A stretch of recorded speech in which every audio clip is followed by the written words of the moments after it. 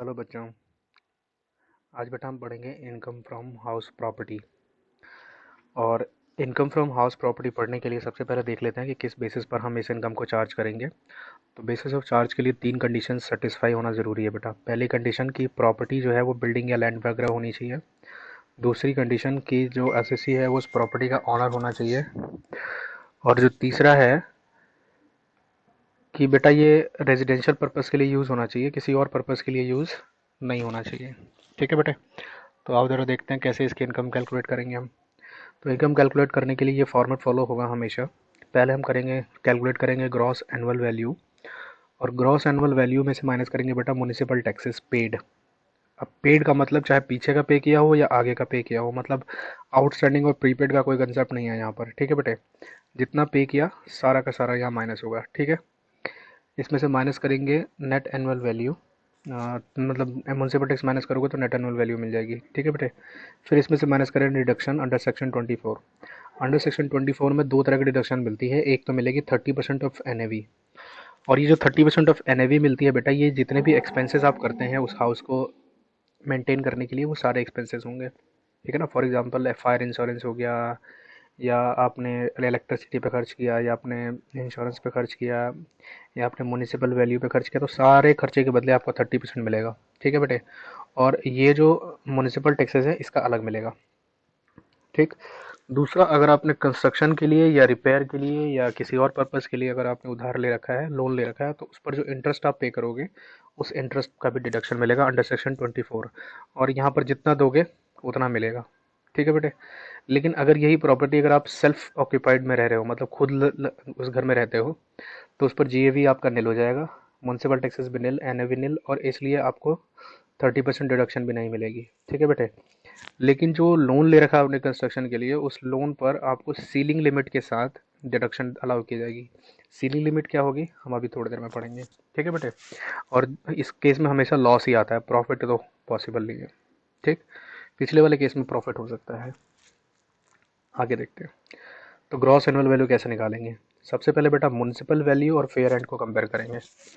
तो fair rent क्या होता है। फेयर रेंट का मतलब है कि उतना रेंट जो उस एरिया सोसाइटी के अंदर, उसी सिमिलर टाइप की सोसाइटी के अंदर उस तरह की प्रॉपर्टी पर लिया जा रहा है।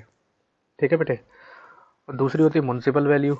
म्युनिसिपल वैल्यू वो वैल्यू है जो म्युनिसिपल अथॉरिटीज़ डिवाइड करेगी टू चार्ज देयर टैक्सेस। मतलब म्युनिसिपल कॉरपोरेशन बताएगी कि उस पर कितना टैक्स चार्ज किया जाएगा। ठीक है। तो जिस वैल्यू पर टैक्स कैलकुलेशन होगा वो वैल्यू आपकी म्युनिसिपल वैल्यू होगी। ठीक है बेटे।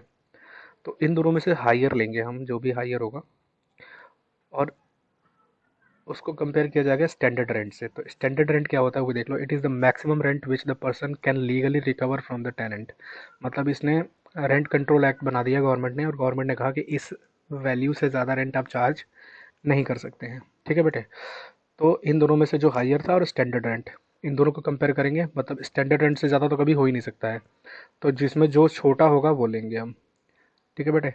तो which ever is lower is expected rent. तो जो होगा वो एक्सपेक्टेड रेंट होगा हमारा।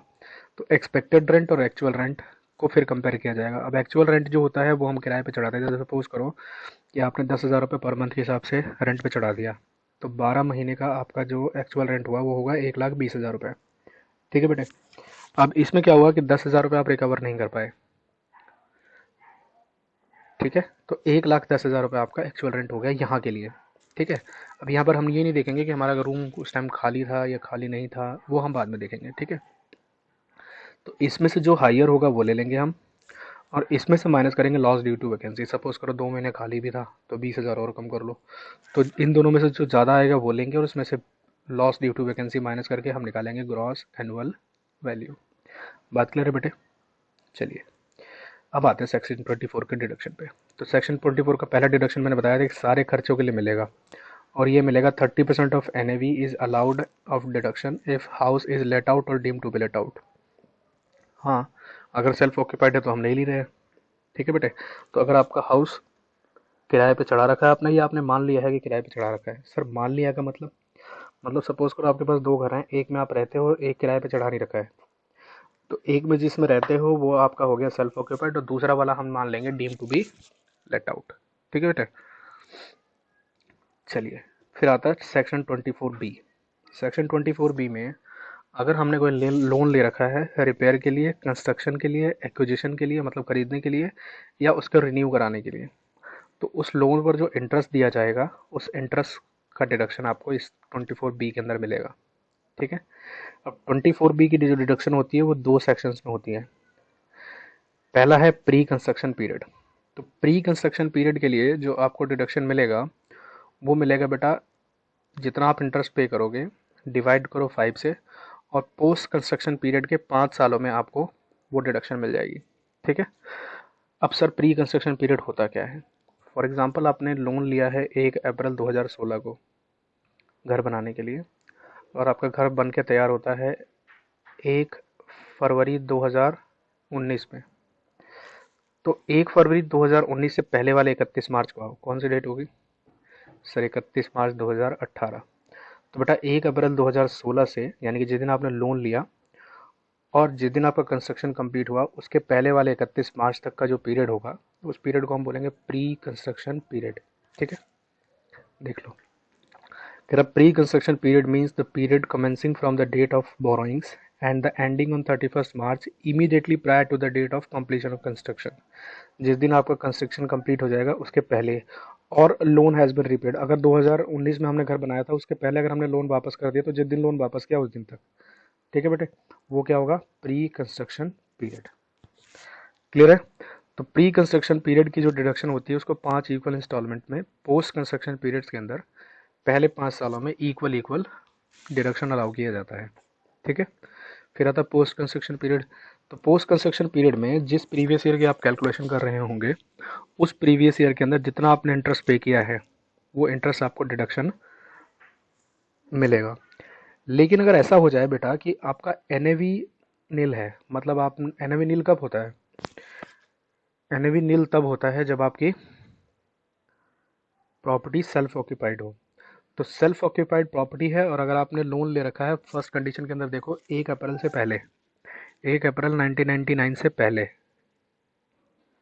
ठीक है बेटे, तो इस लोन पर जो इंटरेस्ट आपने पे किया उसकी मैक्सिमम डिडक्शन आपको 30,000 ही मिलेगी। अगर आपने लोन कब से ले रखा है? 1 अप्रैल 1999 से पहले। लेकिन अगर आपने 1 अप्रैल 1999 के बाद लोन लिया हुआ है और आपने कंस्ट्रक्शन 5 सालों के अंदर कंप्लीट कर लिया, विद इन 5 ईयर आपकी कंस्ट्रक्शन कंप्लीट हो गई है, तो इन दैट केस आपको मैक्सिमम 2 लाख रुपए तक की डिडक्शन मिलेगी। ठीक है बेटे।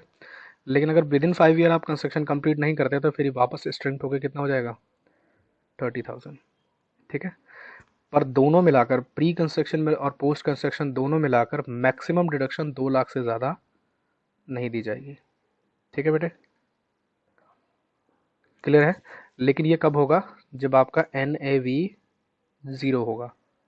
ठीक है, यानी कि नील होगा। अगर NAV नील नहीं है तो फिर ये वाली कंडीशन अप्लाई नहीं होगी। मतलब सेल्फ ऑक्यूपाइड के केस में ये कंडीशन अप्लाई होगी और deem to be let out और लेट आउट के केस में ये कंडीशन अप्लाई नहीं होगा। ठीक है बेटे, चलो तो एक एग्जांपल देखते हैं। यहाँ कह रहा है कि मिस्टर एक्स ओन्स 3 हाउसेस, 3 घर हैं इनके पास और इसके वैल्यूज़ दे रखी हैं, हमें निकालना है GAV। तो हमने पढ़ा था कि सर म्युनिसिपल रेंट और fair rent whichever is higher. तो बेटा म्युनिसिपल रेंट और फेयर रेंट में हायर क्या है? 32,000। And fair rate and standard rent, मतलब जो इन दोनों में से जो ज़्यादा आएगा उसको हम कंपेयर करेंगे स्टैंडर्ड रेंट से, उसमें से क्या लेंगे बेटा? Which ever is lower. तो क्या लोगे आप? 32,000। ठीक है। और एक्सपेक्टेड रेंट हो गया ये, एक्सपेक्टेड रेंट और actual rent whichever is higher. तो हायर तो है नहीं तो 32,000 ही ले लेंगे। ठीक है बेटे, यहाँ आइए दूसरे केस में। म्युनिसिपल रेंट और fair rent whichever is higher, तो हम कौन सा लेंगे? 24। और बेटा 24 और 20 यानी कि स्टैंडर्ड रेंट से कंपेयर करोगे तो सबसे छोटा क्या है? 20,000। तो हमारा एक्सपेक्टेड रेंट आ गया 20,000 रुपये। ठीक है। और एक्सपेक्टेड रेंट और actual rent whichever is higher, तो हायर क्या है? 28। तो 28,000 is your gross annual value. कोई दिक्कत है बेटे? चलो हाउस 3 देखो, 35,000 म्युनिसिपल वैल्यू, 32,000 फेयर रेंट। तो क्या लोगे सर? 35,000। और 35,000 और स्टैंडर्ड रेंट से कंपेयर करो 32,000 विच एवर इज लोअर, तो एक्सपेक्टेड रेंट क्या हो गया बेटा? 32,000। और फिर देखो 32,000 और actual rent whichever is higher, तो हायर क्या है, एक्सपेक्टेड रेंट। तो आपकी जो GAV हो गई वो कितनी होगी बेटे, 32,000। कोई दिक्कत? चलो एक और देखते हैं। एक्स के पास एक घर है जिसकी म्यूनसिपल वैल्यू है 1,50,000 रुपये, फेयर रेंट 1,25,000 रुपये, स्टैंडर्ड रेंट है 1,45,000, और पिछले साल उसने पहले 9 महीने के लिए बेटा 10,000 रुपये रेंट पे लगा रखा था 31 दिसंबर तक, और उसके बाद उसने उसको 14,500 रुपये पर मंथ के रेंट पर लगा दिया। तो फेयर रेंट और municipal rent whichever is higher क्या लोगे, 1,50,000, और म्यूनसिपल रेंट और standard rent whichever is lower, तो 1,45,000 आपका क्या हो गया बेटे, एक्सपेक्टेड रेंट। अब एक्चुअल रेंट कैलकुलेट करने के लिए 10,000 इंटू 9, क्योंकि पहले 9 महीने वो 10,000 रुपये था और अगले 3 महीने 14,500 रुपये, तो 10,000 9 इंटू 9 और 14,500 इंटू 3, टोटल हो गया बेटे 33,000, ये 1,33,500। अब बताओ इसमें से हायर क्या है सर, 145, तो आपकी GAV की वैल्यू कितनी हो गई, 1,45,000। ठीक है बेटे, चलिए फिर कह रहा mister X is the owner of house property, he let out the property during the year 18-19 for 7,000 per month, 7,000 रुपये महीने पे चढ़ाया बेटे, and the house was occupied on 1st 4 2018 to 31st 1 2019, मतलब 1 अप्रैल से 31 जनवरी तक ये घर किराए पे चढ़ा हुआ था, बाकी 2 महीने ये वैकेंट था यानी खाली था, किराए पे नहीं चढ़ा। एक्स 10,000 रुपये रेंट रियलाइज़ नहीं कर पाया, मतलब एक्सपेक्टेड रेंट से 10,000 रुपये भाई साहब रियलाइज़ नहीं कर पाए। ठीक है जी, और expected rent of the house is 82,000, तो इस बार बेटा एक्सपेक्टेड रेंट आपको निकाल के दिया हुआ है, इसको सिर्फ एक्चुअल रेंट से कंपेयर करना है। तो एक्चुअल रेंट हम लेंगे प्रायर टू वैकेंसी, तो प्रायर टू वैकेंसी मतलब 12 महीने ही हो गए, और इसमें से माइनस करना है जो आप रियलाइज़ नहीं कर पाए, 10,000 आप रियलाइज़ नहीं कर पाए, तो 7,000 इंटू 12 माइनस 10,000, 74,000, तो ज़्यादा क्या है बेटे 82, तो आपकी GAV की वैल्यू हो गई 82,000, और इसमें से आप माइनस हो जाती, लेकिन इसमें से आपको माइनस करना पड़ेगा 2 महीने का किराया, जो कि 2 महीने आपका खाली था, तो जो 2 महीने आपका किराया किराए पे चढ़ाया नहीं आपने, उस 2 महीने की वैकेंसी को माइनस कर लीजिए यहाँ से, और 2 महीने की वैकेंसी माइनस करने के बाद आपका जो बचेगा वो आपका GAV होगा। ठीक है बेटे, चलिए नेक्स्ट देखिए। एक्स ओन 2 हाउसेस, एक्स के पास 2 घर हैं, first of which was use half for running A business, पहले हाउस का आधा कहाँ यूज़ होता है बेटा, बिजनेस में, और आधा उसने किराए पे चढ़ा रखा है। And the second house was Holi use for residential purpose, 2 घर हैं, पहले घर का आधा उसने किराए पे चढ़ा रखा है और आधा उसने बिजनेस में यूज़ किया हुआ है, और दूसरा जो घर है वो रहने के लिए यूज़ करता है वो। ठीक है बेटे, अब म्यूनसिपल टैक्सेस और दोनों प्रॉपर्टी पे किए गए हैं 7200 रुपये।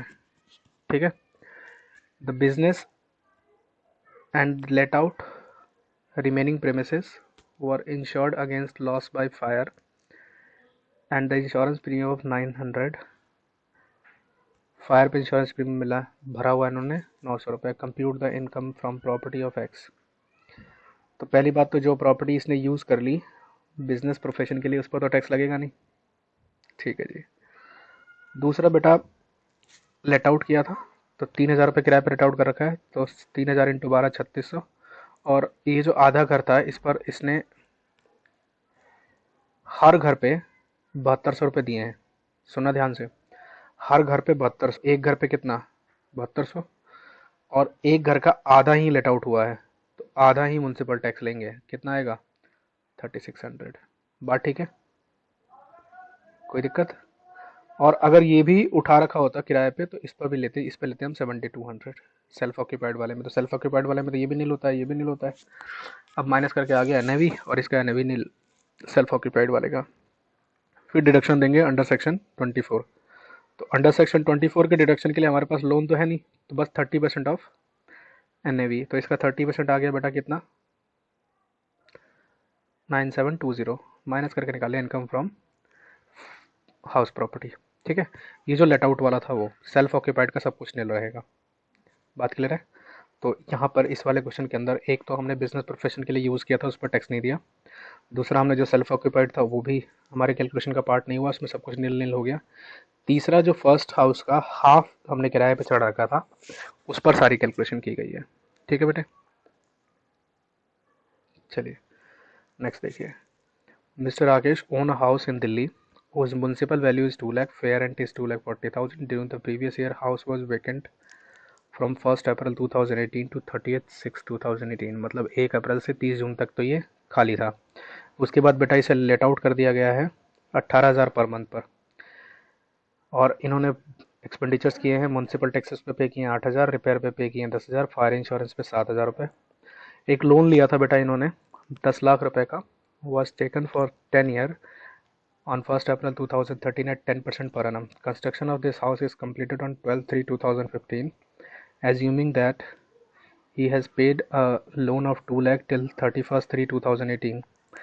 Find out taxable income under the head property. तो सबसे पहले कैलकुलेट करेंगे बेटा हम GAV। तो GAV के लिए म्यूनसिपल वैल्यू है, फेयर रेंट है, एक्सपेक्टेड रेंट है और एक्चुअल रेंट है। ठीक है बेटे, तो म्यूनसिपल वैल्यू और फेयर रेंट दोनों को कंपेयर किया, इस पर स्टैंडर्ड रेंट नहीं था तो यही हमारा एक्सपेक्टेड रेंट हो गया 2,40,000। कोई दिक्कत? और इसमें से कंपेयर किया हमने एक्चुअल रेंट से, तो एक्चुअल रेंट हम क्या लेंगे बेटा, वैकेंसी तो लेते नहीं है, तो 18,000 इंटू 12, तो ये हो गया 2,16,000 रुपये। तो आपका जो एक्चुअल रेंट हुआ वो 2,40,000 GAV कैलकुलेशन के लिए। और इसमें से माइनस करेंगे बेटे लॉस ऑफ वैकेंसी, यानी 3 महीने आपका खाली था तो 54,000 माइनस कर दो इसमें से, तो 2,40,000 माइनस 54,000 कितने बने बेटे, 1,86,000। GAV समझ में आ गया? चलिए, तो GAV समझ में आ गया। तो GAV तो बेटा हो गया हमारा ग्रॉस एनुअल वैल्यू 1,86,000, और इस वाले क्वेश्चन में आपने म्यूनसिपल टैक्सेस पे किए थे 8,000 रुपये, तो बेटे 8,000 रुपये का म्यूनसिपल टैक्स हम यहाँ पे कर देंगे। ठीक है, अब हमें कैलकुलेशन करनी है इंटरेस्ट ऑन लोन की। तो देखो जरा, 1 अप्रैल 2013 को आपने लोन लिया था, ठीक है, और कंस्ट्रक्शन कंप्लीट हुई है आपकी 12/3/2015, यानी कि 12 मार्च 2015 को। तो पीछे चले जाओ, 31 मार्च 2014, 12 मार्च 2015 से पहले कब आएगा, 2014 में। तो 1 अप्रैल 2011 से लेकर 31 मार्च 2014 तक आपका जो हाउस है, सॉरी ये 13 से 14 होगा, 13 से 14 जो आपका हाउस है वो क्या होगा बेटे, वो होगा प्री कंस्ट्रक्शन पीरियड। और इस पीरियड में आपने 10 लाख पे 10% के हिसाब से 1 लाख रुपए लोन पे किया होगा, तो इसको डिवाइड करोगे 5 इक्वल इंस्टॉलमेंट में, तो 20-20 हज़ार रुपये की इंस्टॉलमेंट बनेगी। और पोस्ट कंस्ट्रक्शन पीरियड में इसकी पेमेंट करनी है, तो 2014-15, 2015-16, 2016-17, 2017-18, 2018-19 हर साल 20-20 हज़ार रुपये की डिडक्शन मिलेगी। ठीक है बेटे, अब पोस्ट कंस्ट्रक्शन पीरियड में उसने क्वेश्चन ने बोला था कि हमने अभी तक 2 लाख रुपए की पेमेंट कर दी है, तो लोन कितने का बच गया बेटा, 8 लाख रुपए का। तो पोस्ट कंस्ट्रक्शन पीरियड पे 8 लाख रुपए का लोन हमने चार्ज कर दिया, 8 लाख का 10% 80 हज़ार रुपये, तो टोटल बने 80,000 प्लस 20,000, 1 लाख रुपए का डिडक्शन। ठीक है बेटे, तो पहले हमने 24 सेक्शन में इसका 30% दिया, 30% के बाद 20,000 वो और 80,000 ये, टोटल 1,53,400 की डिडक्शन बनी। इसमें से माइनस कर दीजिए, 24,600 जो है वो आपका क्या है, इनकम फ्रॉम हाउस प्रॉपर्टी। बताओ किसी को कोई दिक्कत है तो?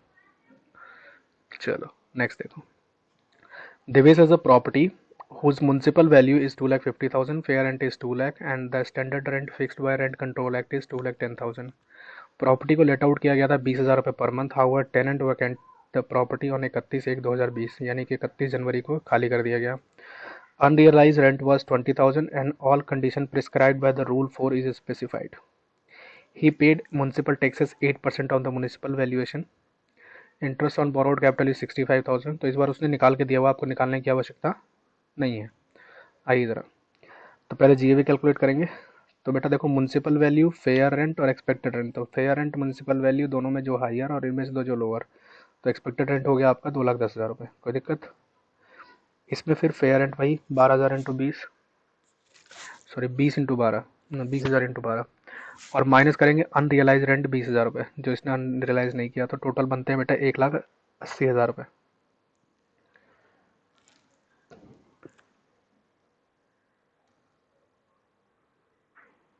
एक मिनट, टोटल बनेंगे 2,20,000 रुपये, ये मिसप्रिंट हो रखा है।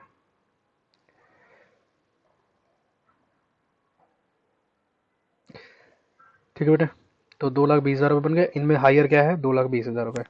इसमें 2 महीने की वैकेंसी इसमें से माइनस कर देंगे, जनवरी और फरवरी और मार्च की, तो वो 2 महीने के माइनस कर दो, आपकी ग्रॉस एनुअल वैल्यू कितनी हो गई, 1,80,000 रुपये। कोई दिक्कत?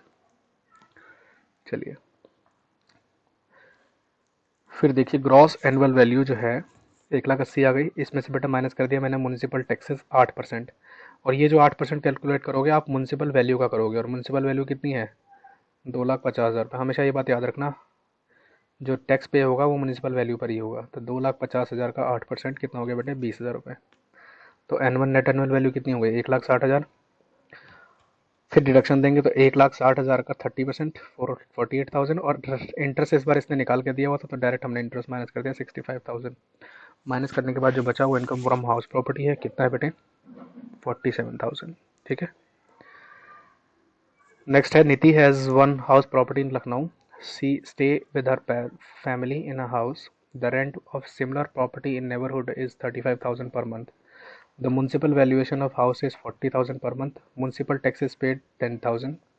The house constructions began in 1st April 2013 and was with a loan of 10 lakhs taken from SBI Housing Finance at the rate 18% per annum.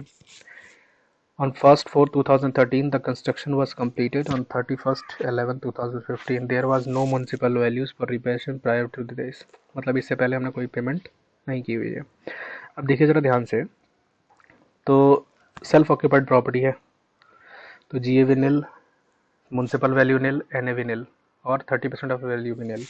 लेकिन बेटा इंटरेस्ट पे तो कैलकुलेशन करनी पड़ेगी, प्री कंस्ट्रक्शन का भी और पोस्ट कंस्ट्रक्शन का भी। तो 1 अप्रैल को आपने लोन लिया था और कंस्ट्रक्शन कंप्लीट हुई है आपकी 31 नवंबर 2015 को। 30 नवंबर 2015 से पहले आओ 31 मार्च 2015 को। तो 1 अप्रैल 2015 से 31 मार्च 2015 तक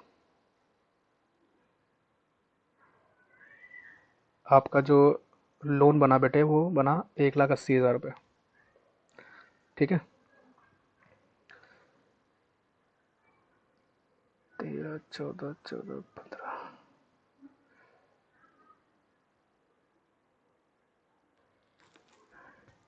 तो 1,80,000 के लोन पर को आप डिवाइड कर लो 5 हिस्से। 5 हिस्सों में ये हो जाएगा कितना बेटे 36,000। और पोस्ट कंस्ट्रक्शन पीरियड में आपने 10,18% 1,80,000 रुपये करना है। ठीक है बेटे। तो टोटल लोन बनता है 1,80,000 और 36,000, टोटल कितने बन गए 2,16,000 रुपये। लेकिन ये सेल्फ ऑक्यूपाइड प्रॉपर्टी है तो इस पर मैक्सिमम रिडक्शन कितनी मिल सकती है बेटे 2,00,000 रुपये, है ना। तो मैक्सिमम रिडक्शन 2,00,000 ले लिया हमने, 2,00,000 माइनस करके तो 2,00,000 का लॉस हो गया। ठीक है बेटा। इस क्वेश्चन को जब आप कॉपी करेंगे तो एक कैलकुलेशन करेक्शन कर लेना है यहाँ पे, 1 अप्रैल 2013 को 1 अप्रैल 2014 कर लेना। ठीक है बेटे। Okay then this is it. इतना ही है इनकम फ्रॉम हाउस प्रॉपर्टी।